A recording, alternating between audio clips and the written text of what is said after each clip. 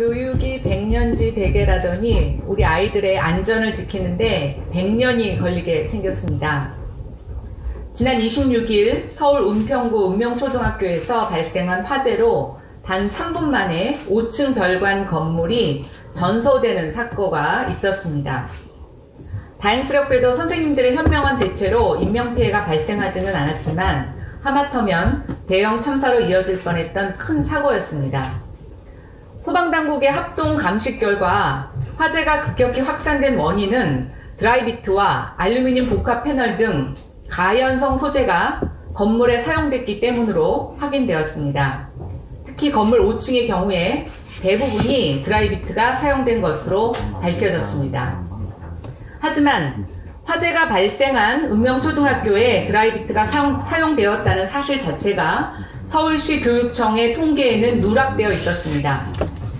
저희 의원실이 서울시 교육청으로부터 제출받은 드라이비트 사용 건축물 현황입니다. 올해 5월 23일 기준이고요. 여기에는 읍명초등학교는 애초부터 기입되어 있지도 않습니다. 그러니까 조사에서 누락이 된 겁니다.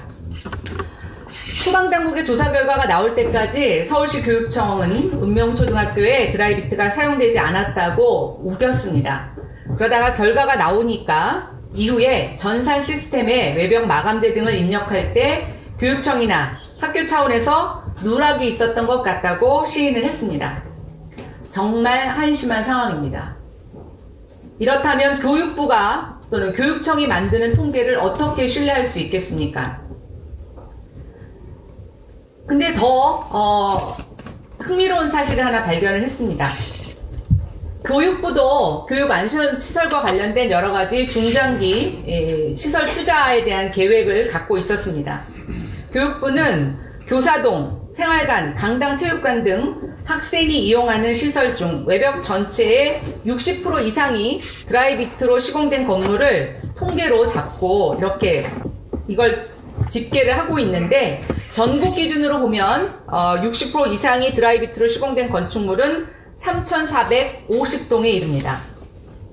학교시설 환경 개선 5개년 계획에 따라서 2023년까지 5년간 750억 원을 투입, 매년 50동씩 250개 동을 개선할 계획입니다. 교육부 예상대로라면 3,450동을 개선하는데 무려 69년이 소요될 것으로 전망이 됩니다. 더 큰 문제는 읍명초등학교의 경우처럼 애초에 통계에 누락돼 있거나 드라이비트가 소규모로 사용된 건축물의 경우에는 여전히 안전 사각지대로 방치되고 있다는 것입니다. 사실상 전체 건축물을 개선하기에는 기약이 없는 실정입니다. 정말 교육이 100년지 대계가 되게 생겼습니다. 총선을 앞두고 선심성으로 현금 퍼주는 정책은 추경 예산까지 편성하면서 앞당기고 있는데 왜 우리 아이들의 안전과 관련된 이처럼 중요한 사업들은 뒷전으로 미루는 건지 도대체 모르겠습니다. 문 대통령께서 만들겠다고 했던 안전한 나라가 이렇게 해서 되겠습니까? 교육부도 정신 차리기 바랍니다. 교과서 불법 수정, 국가교육위원회 설치, 총선용 무상교육 앞당기기 등 정치적인 사안에만 매달릴 것이 아니라 우리 아이들의 안전부터 챙기기 바랍니다. 이은혜 장관은 교육에 대한 전문성은 없고 5만 가지 비리에도 불구하고 대통령에게 잘 배워서 강행 임명된 교육부 장관입니다.